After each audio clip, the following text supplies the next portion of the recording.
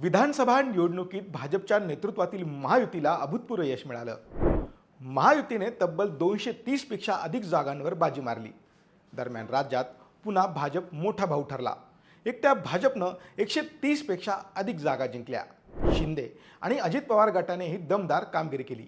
लोकसभा निवडणुकीच्या धक्क्यातनं शहाणे होत विधानसभा निवडणुकीत महायुतीने राज्यात मोठा विजय साकारला, तर महाविकास आघाडीची अक्षरशः धूळदान उडाली. आता महायुतीनं इतकं मोठं यश मिळवलं तरी कसं, याची चर्चा सर्वत्र होत आहे. निवडणुकीतील यशात तसे अनेक फॅक्टर कारणीभूत ठरले, पण आणखी एक मोठा फॅक्टर होता ज्याची चर्चा फार कदाचित झालीच नाही. महायुतीच्या विजयात राष्ट्रीय स्वयंसेवक संघाचं मोठं योगदान राहिलं. भाजप नेते आणि संघातला उत्तम समन्वय, प्रचाराचं मायक्रो प्लॅनिंग आणि थेट लोकांना अपील करणारा प्रचार, ठिकठिकाणी घेतलेल्या सभा, या सगळ्या गोष्टी संघाचे पदाधिकारी आणि स्वयंसेवकांनी अगदी धडाडीने केल्या. त्याचाच परिणाम म्हणून महायुतीला सत्ता मिळवण्यात मोठी मदत झाली असं सांगण्यात येत आहे. चला तर मग भाजप आणि संघाच्या जोडीने महाराष्ट्राची ही निवडणूक कशी फिरवली याचा आढावा घेऊयात. नमस्कार, मी श्रीकांत खांदवे, तुम्ही पाहताय लेट्स मराठी. लोकसभा निवडणुकीत भाजपला मोठा फटका बसला. अगदी बहुमत सुद्धा मिळालं नाही.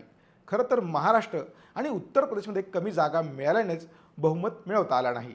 या काळात संघ आणि भाजपात विसंवादाच्या चर्चाही झाल्या. विधानसभा निवडणुकीत मात्र असं काही दिसलंच नाही.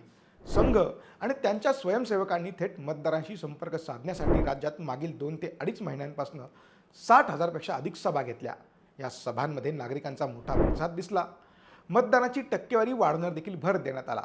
मतदानासाठी नेहमीच अनुत्सुक असणाऱ्या मतदारांनाही मतदान करण्याचं प्रभावी आवाहन करण्यात आलं. भाजप प्रचारात मांडत असलेले मुद्दे महत्त्वाचे असल्याचं पटवून देण्यात आलं.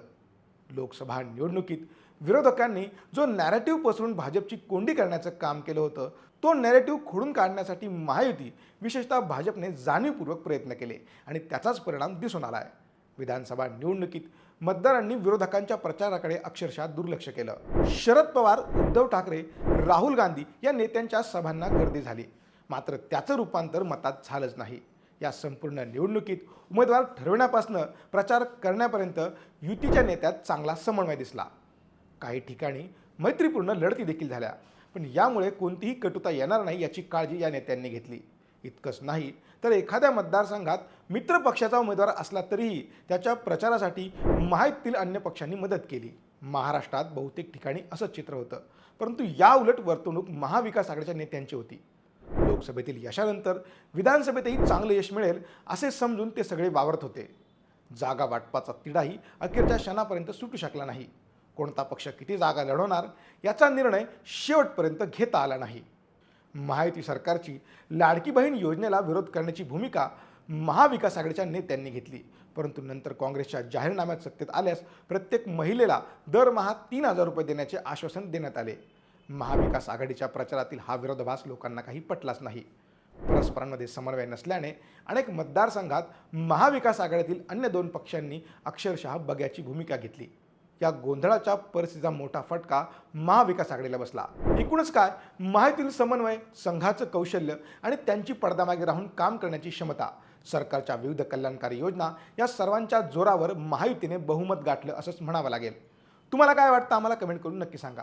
तसंच लेट्सअपचे असेच नवनवीन माहितीपूर्ण व्हिडिओ पाहण्यासाठी लेट्सअपच्या सर्व सोशल मीडिया प्लॅटफॉर्मला फॉलो करायला विसरू नका. धन्यवाद.